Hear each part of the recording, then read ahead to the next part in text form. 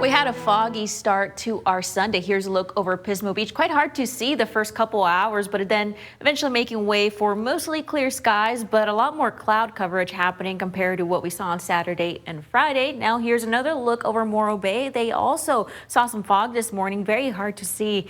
But eventually, it makes way. You see some clouds, but overall, definitely a much different start today than what we've seen the last couple of days. Expect this to continue for your Monday morning.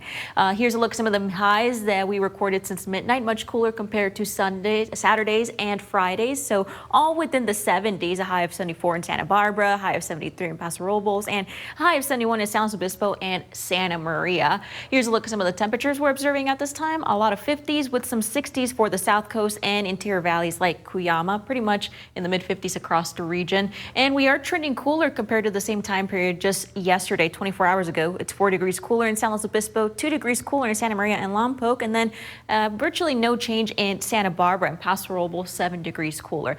And the reason for that, well, there is a low pressure system that made its way to Northern California. It brought some moisture. It's bringing them some moisture pretty much this Monday and Sunday.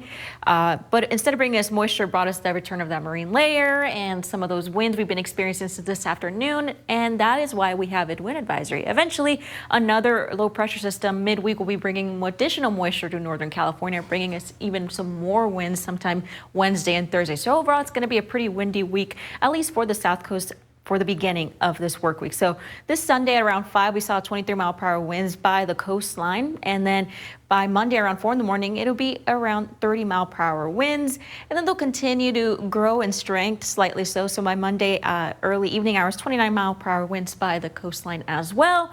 By Tuesday, they'll definitely calm down, and then that's the second around Wednesday. That second low pressure system will be moving in, and winds will definitely be intensifying. So 24-mile-per-hour winds in the Gaviota coastline, 30-mile-per-hour winds in the interior valleys, and they'll continue to grow in strength by Wednesday at 8 p.m. 40-mile-per-hour winds to those interior valleys. So pretty much be aware if you're planning to drive through those regions. Just be careful.